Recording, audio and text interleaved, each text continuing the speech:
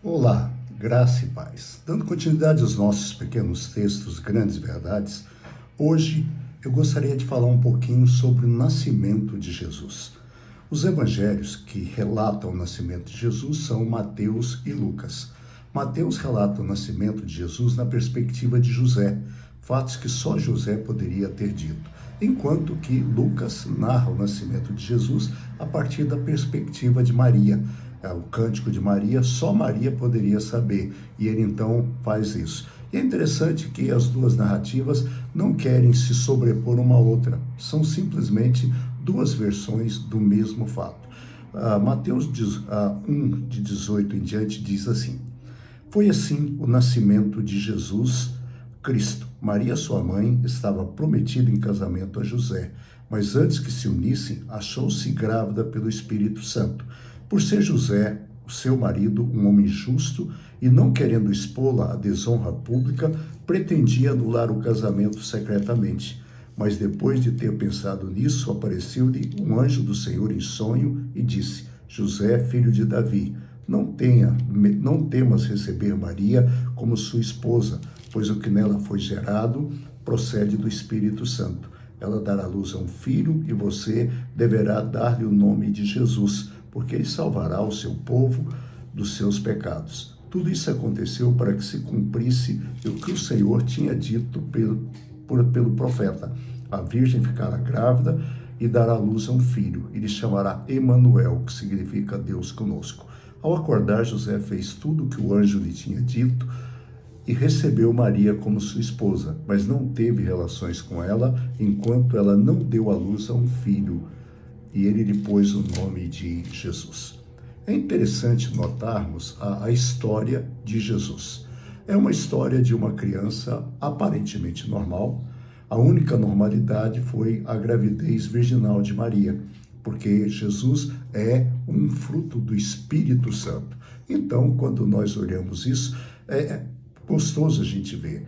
Ela estava prometida a José, era uma adolescente, devia ter, 13, 14 anos, no máximo 15, e Maria fica grávida.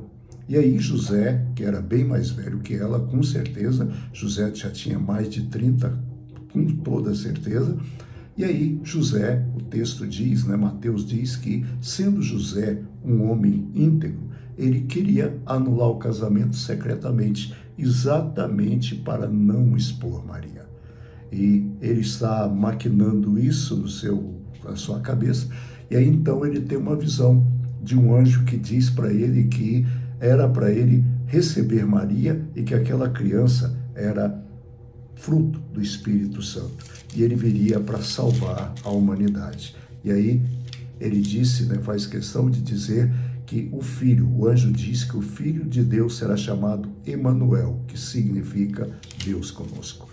Na história do nascimento de Jesus, Maria é a serva abençoada do Senhor.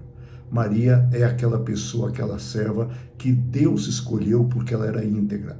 Mas José também não era um qualquer. José era um homem bom, José era um homem íntegro, José era um homem que ele não queria expor, ele carregaria a culpa de uma gravidez para não expor a sua esposa, mas o anjo aparece a ele e ele obedece. E quando eu olho a história de Jesus, dá para a gente notar que ele, sendo Deus, fez-se homem.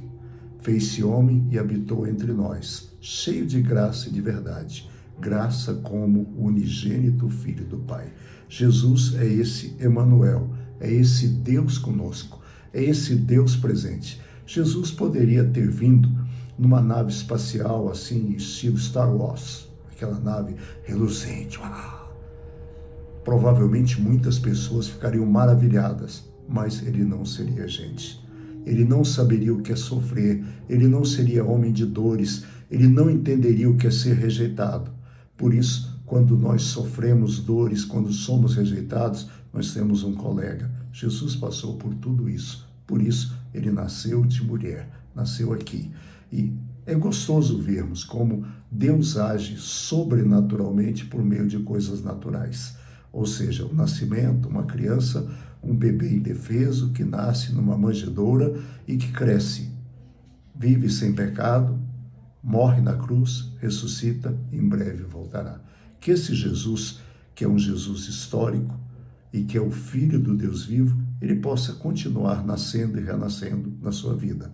E que você possa ser íntegro como José, ou abençoado como Maria, para que Deus possa usá-lo para fazer a vontade dele. Que Deus os abençoe, fique em paz, amanhã Renato estará com vocês, eu volto na quarta-feira, se Deus quiser. Um abraço, até lá, fique em paz.